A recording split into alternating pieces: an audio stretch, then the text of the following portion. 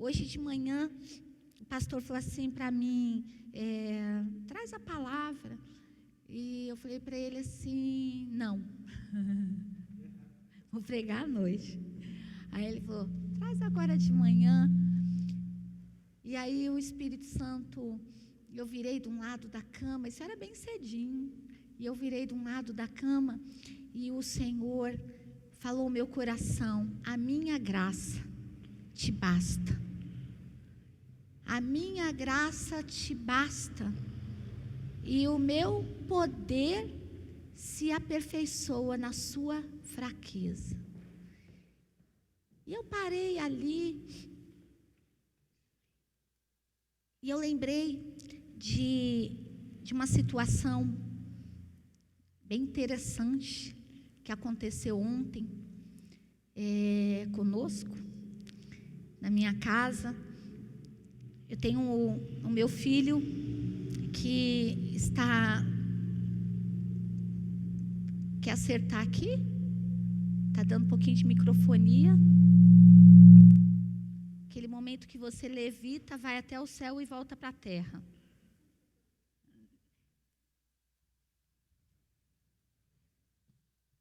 E o meu filho, ele está estudando no Paraná, num centro bíblico.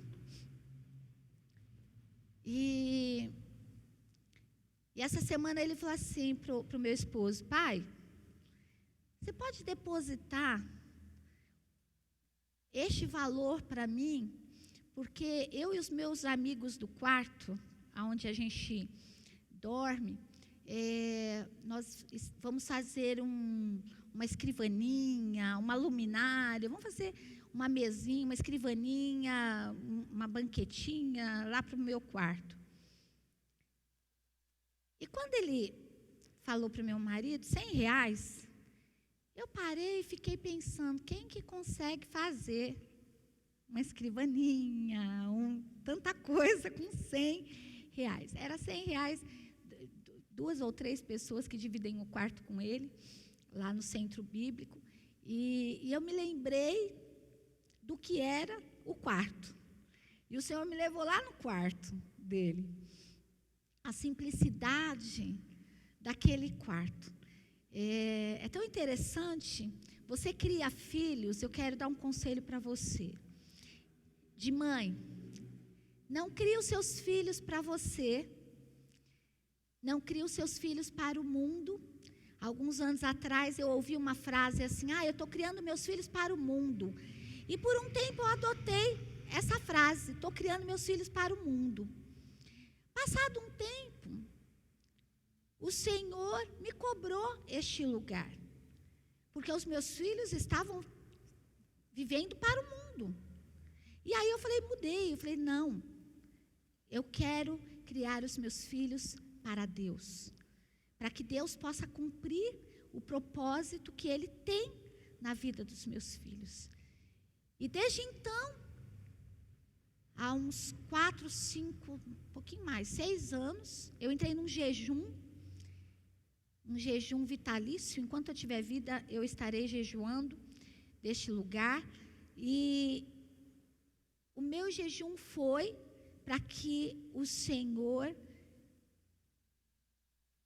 conseguisse encontrar o coração dos meus filhos. Eu fiz uma entrega, falei, Senhor, eu entrego os meus filhos para Ti. Não foi uma entrega fácil, é uma entrega dolorosa. Nenhuma entrega é fácil. Para muitas pessoas, entregar um dízimo é o maior parto da existência desta pessoa. E no altar, que é o meu lugar de sacrifício, de morte, de dor, de renúncias, eu entreguei os meus filhos. E cada vez que eu ia orar, eu renovava esta entrega ao Senhor. E há 2 meses, eu e meu esposo fomos deixar o meu filho lá no Paraná, no centro bíblico. Ele que tinha acabado de voltar para o Brasil, uma viagem que ele fez para estudar inglês. E levamos ele para lá. E quando eu cheguei ali, eu falei assim, Jesus Cristo de Nazaré. Ele não vai ficar aqui uma semana.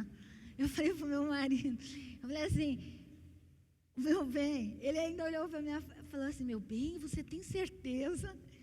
Eu falei, não temos certeza mais de nada. A gente tinha acabado de comprar um colchão novo para ele. E você sabe que a gente trabalha com colchão, né? A gente é distribuidor de uma empresa de colchões. São colchões terapêuticos, são colchões bons. E tinha um colchão novinho na cama dele quando ele voltou. Porque quando ele foi, ele vendeu o colchão dele. Quando ele voltou, eu falei para o meu marido, põe lá, colchãozinho, para ele dormir. E quando eu olhei para aquele colchão, daquele quarto, lá no centro bíblico, fininho, aquele quarto meio assim, 4 pessoas dormindo, pequenininho. Ele entrou, colocou as mochilas dele ali. Eu olhei para o meu marido olhou para mim, nós dois mudos. Ele falou, legal. Aí veio uma pessoa e falou assim, só vai ficar aqui 7 dias. Por causa você veio de fora, tem que ficar de máscara, vai ficar nesse quarto por 7 dias. Depois você vai dormir no outro quarto, vou te mostrar o outro quarto. Eu falei, ai, glória a Deus, é um outro quarto, um quarto melhor. E eu fui para outro quarto, pouquinha coisa maior do que aquele que ele estava dormindo. 4 camas, pequeno, um guarda-roupa ali para todo mundo, um banheiro que os 4 usam.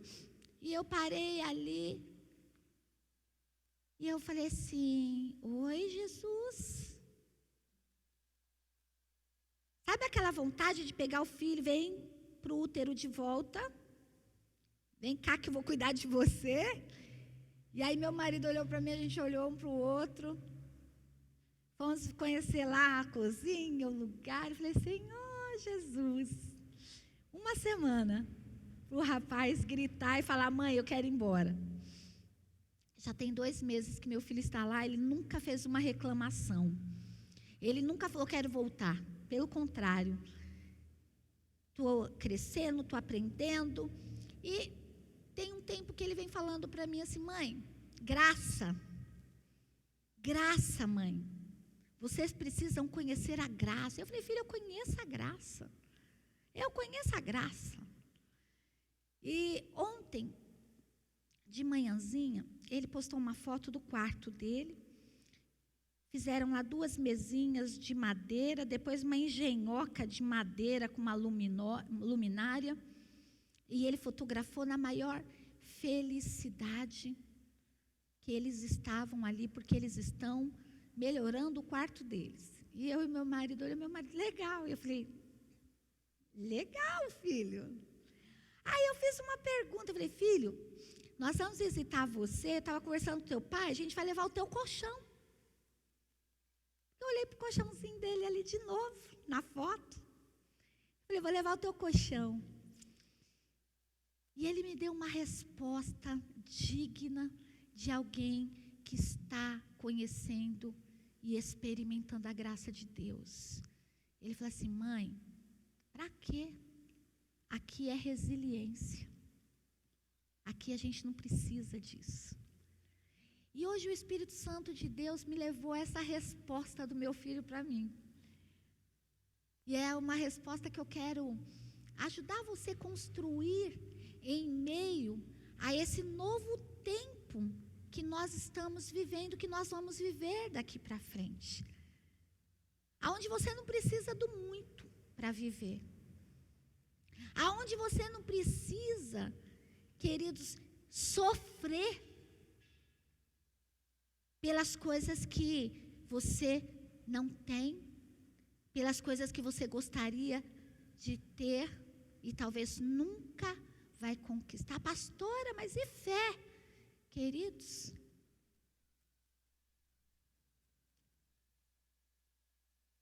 existem alguns serás na nossa vida que hoje nós precisamos trazer à luz da Bíblia.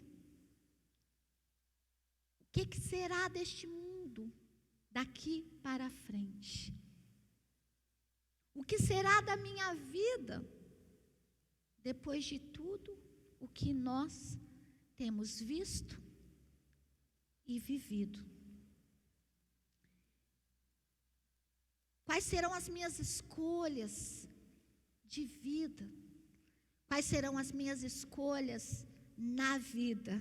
Quais serão as minhas escolhas para a vida? E hoje eu acordei com o Senhor falando para mim: a minha graça te basta. Mas o que é graça? A gente vive falando aqui, né? Graça é o favor que você não merece. Graça é um favor imerecido. Graça é benevolência. Graça é Cristo. Graça é você ter experimentado a oportunidade de abrir a sua vida para a mensagem da cruz. Graça é você ter experimentado o perdão dos seus erros, das suas falhas, dos seus pecados. Graça é você hoje viver sem os pesos que te trouxeram à presença de Deus. Quais os pesos que te trouxeram à presença de Deus? E hoje não estão mais nos seus ombros. E hoje não estão mais nos seus pensamentos, nas tuas emoções. Isto é graça. Isto é a benevolência de Deus, isto é o favor de Deus sobre as nossas vidas. Graça é você chegar em casa, depois de um dia inteirinho de trabalho, e você esquentar uma água naquela chaleira que faz aquele pim quando a água está fervendo, e você botar um sachêzinho de um chá que você gosta de tomar, colocar a água e você vê aquele sachê se transformando numa água colorida, deliciosa, e você botar um pouquinho de açúcar, misturar e comer com uma bolacha de maisena. Ou um pão de queijo que você levou da igreja ontem, que sobrou aqui na igreja e alguém pegou, botou numa caixinha e falou: leva, pastora. Isso é graça. O Senhor me levou a enxergar nas pequenas coisas o cuidado e o favorecimento dEle com a minha vida, com a minha casa. E a olhar para o futuro sem medo. E a olhar para o amanhã, porque Ele vive, eu posso crer, porque Ele vive, eu posso viver, independente de quanto eu tenho na minha conta corrente. Independente se eu tenho uma carteira registrada ou não. Independente de quem estiver presidindo o Brasil.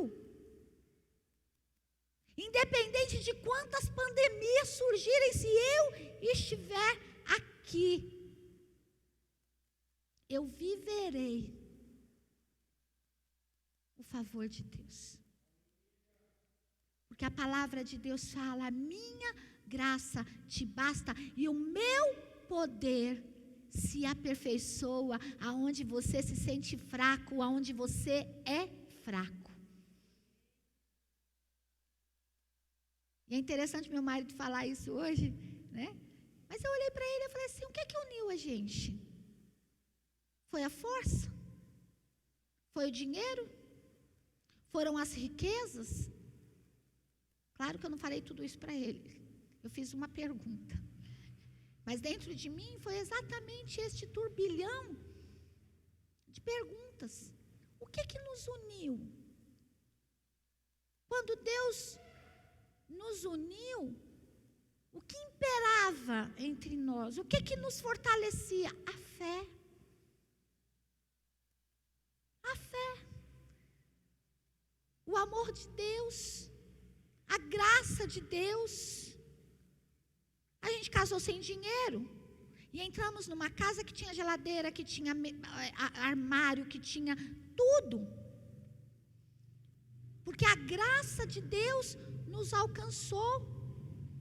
Nós voltamos da lua de mel, preocupados porque a gente tinha pouquinho dinheiro para ir no mercado fazer uma comprinha. Mas quando a gente abriu os armários, a geladeira estava lotado. A graça visitou a minha casa através do amor dos irmãos que foram lá e encheram a nossa geladeira, que foram lá e colocaram coisas nos nossos armários, não faltou nem o papel higiênico, tinha, tudo tinha. Eles pensaram assim, vamos, o Senhor falou assim, vai lá, eles são meus, eu vou usar muito a vida deles, eles vão sangrar, eles vão sofrer, eles vão, né, eles precisam ter esta lembrança, para que no momento que a dor, as circunstâncias chegarem na vida deles, eles possam olhar para trás e falar assim, ei, a graça de Deus nos alcançou.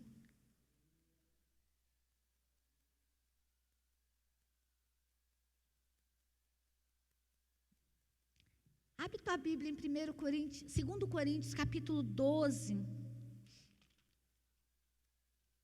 2 Coríntios,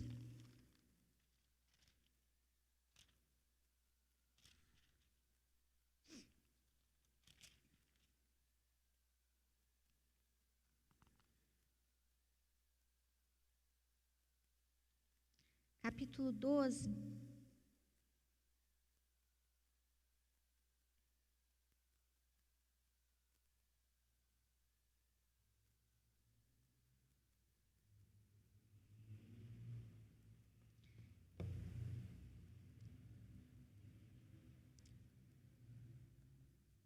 Paulo fala aqui, é necessário que eu continue a gloriar-me com isso, ainda que eu não ganhe nada com isso, passarei as visões e revelações do Senhor. Conheço um homem em Cristo, que há 14 anos foi arrebatado ao terceiro céu. Se foi no corpo ou fora do corpo, não sei. Deus o sabe. E sei que esse homem, se no corpo ou fora do corpo, não sei, mas Deus o sabe, foi arrebatado ao paraíso. E ouviu coisas indizíveis, inexprimíveis, coisas que ao homem não é permitido falar. Nesse homem me gloriarei, mas não em mim mesmo, a não ser em minhas fraquezas. Mesmo que eu preferisse gloriar-me, não seria insensato, porque estaria falando a verdade. Evito fazer isso, para que ninguém pense a meu respeito mais do que em mim vê ou de mim ouve. Sabe, queridos, de quem que Paulo está falando aqui? Ele estava falando dele. Ele estava usando aqui a terceira pessoa, mas ele estava falando dele.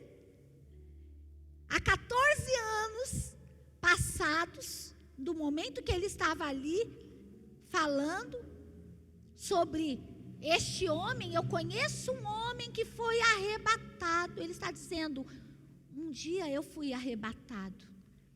Um dia eu saí desse corpo. Deus sabe, porque foi um momento meu e de Deus.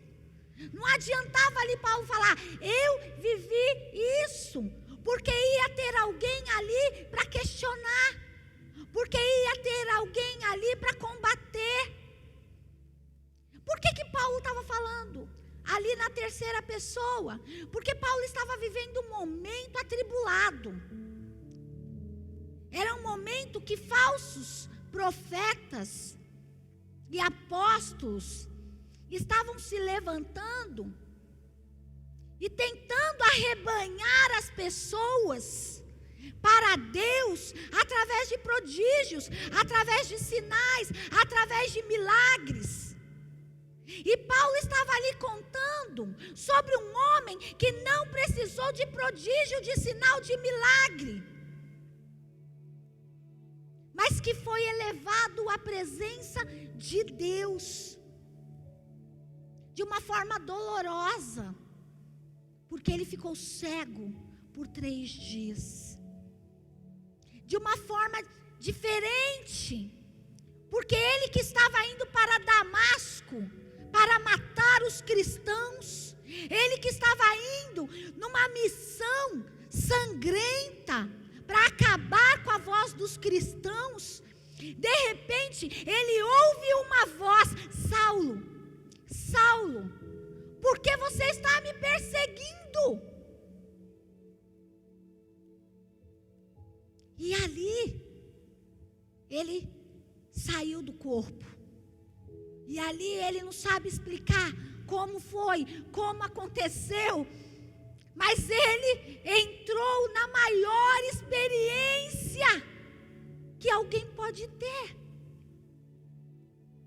É de sair do temporal e entrar num ambiente sobrenatural. E de ouvir e sentir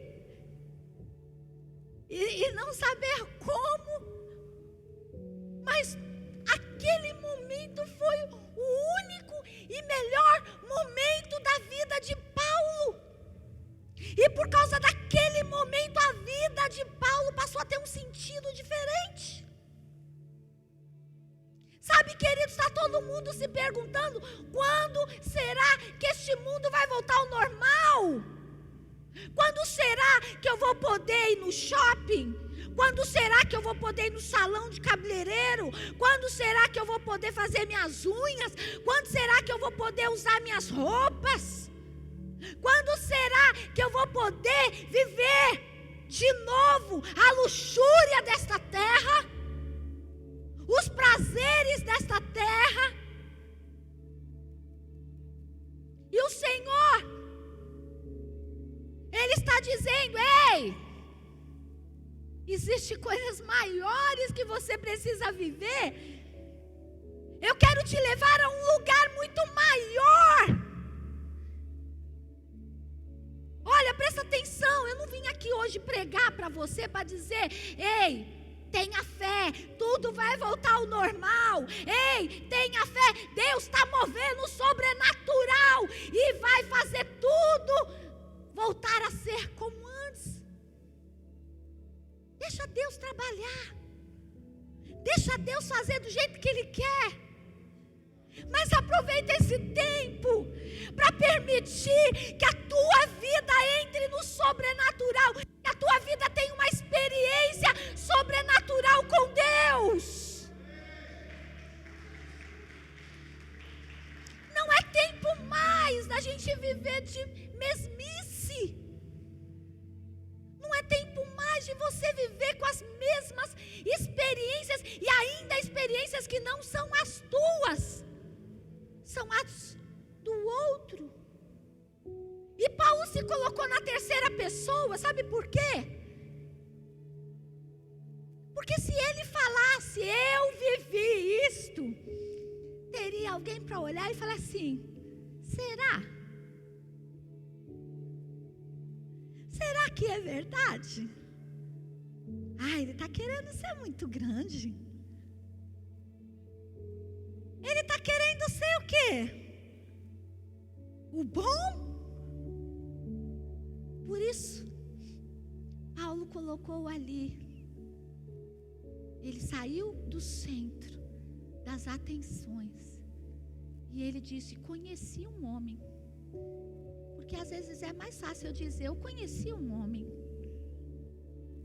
Conheci um homem que fez isto. Conheci alguém que escreveu 700 canções para Deus, que foi visitado por Deus nos momentos mais diversos da vida dele e da esposa dele. E todas as vezes que ele pegava o violão, Deus visitava ele com uma canção.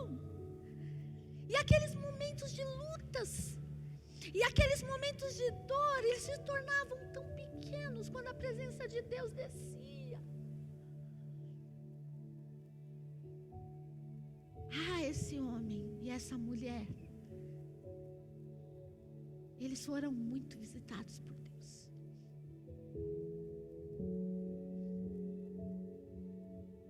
A graça de Deus entrou na vida deles.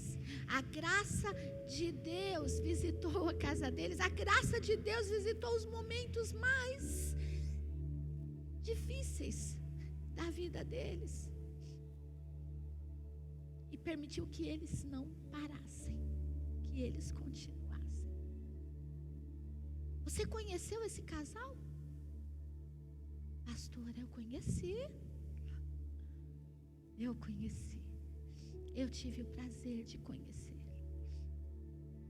E mesmo se eu dissesse para vocês que esse casal é eu e o pastor Alex, talvez vocês iriam dizer, até parece. Porque às vezes, queridos, é muito mais fácil a gente falar do outro. É muito mais fácil você dar crédito para aquele que tem lá 500.000 visualizações no YouTube do que para aquele que tem 10. É muito mais fácil você assistir a live daquele que tem 500.000 e que vai cantar coisas tão banais. E a gente tem ouvido tantos louvores banais, louvores para si mesmo, louvores que gloriam a si próprios, que às vezes gloriam as coisas e não a Deus.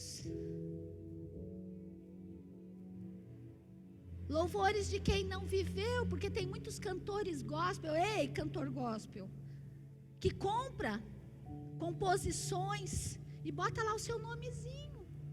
E você não viveu uma experiência com Deus. Você não viveu um espinho na carne para chegar ali e colocar o teu rosto no pó e sangrar. Mas infelizmente, queridos, é mais fácil a gente aplaudir estes do que aplaudir a Deus pelo testemunho daquele que sangrou, que chorou, que sofreu. A gente vê o testemunho do apóstolo Paulo aqui, ele dizendo, eu não quero me gloriar em mim mesmo. Eu não posso.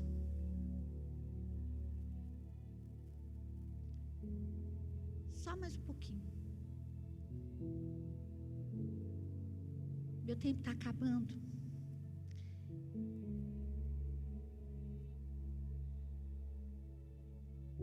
E o versículo 6 fala assim: mesmo que eu preferisse gloriar-me, não seria insensato, porque estaria falando a verdade. Evito fazer isso para que ninguém pense a meu respeito mais do que em mim vê ou de mim ouve, para impedir que eu me exaltasse por causa da grandeza dessas revelações, foi-me dado um espinho na carne, um mensageiro de Satanás para me atormentar. 3 vezes roguei ao Senhor que o tirasse de mim, mas ele me disse: minha graça é suficiente a você, pois o meu poder se aperfeiçoa na fraqueza. Portanto, eu me gloriarei ainda mais alegremente em minhas fraquezas, para que o poder de Cristo repouse em mim. Por isso, por amor de Cristo, regozijo-me nas fraquezas, nos insultos, nas necessidades, nas perseguições, nas angústias, pois quando eu sou fraco, aí é que eu sou forte. A minha graça te basta significa que a graça de Jesus, o favor de Jesus é suficiente para nos sustentar. A graça de Jesus é mais poderosa que qualquer dificuldade que você possa estar vivendo, que você possa estar passando. Eu quero dizer para você, queridos, que independente do que vier acontecer, confie na graça de Deus. Confie no favor de Deus. Busque a presença de Deus. Busque o favor de Deus na sua vida. É na fraqueza que nós nos tornamos mais fortes em Deus. Porque descobrimos que a graça dele, o favor dele nos basta. Porque nós descobrimos que quando você vai orar, quando você vai buscar a presença de Deus, aquela circunstância, aquela situação que você está passando, ela se torna pequena. Porque o Senhor, Ele entra em ação nas nossas vidas. Pare, faça uma reflexão. Pense num lugar, numa área da tua vida difícil, que te levou a uma busca profunda. Hoje a Cris chegou e falou: pastora, terminei o meu tratamento, 2 meses, estou curada. Amém, Cris? Mas olha para trás, foi 1 ano, mais ou menos, né? De dor, de sofrimento, de angústia, sem certezas, em meio ao diagnóstico que ela estava vivendo. Quantas vezes que ela me ligou: pastora, faz uma oração por mim. E deve ter ligado para os líderes dela também: faz uma oração por mim. Quantas vezes que ela deve ter acordado o marido de madrugada: ora por mim, não estou aguentando. E hoje está aqui. Porque a graça sustenta, a graça nos faz suportar os momentos mais difíceis da nossa vida. A graça nos aperfeiçoa nos momentos de fraqueza.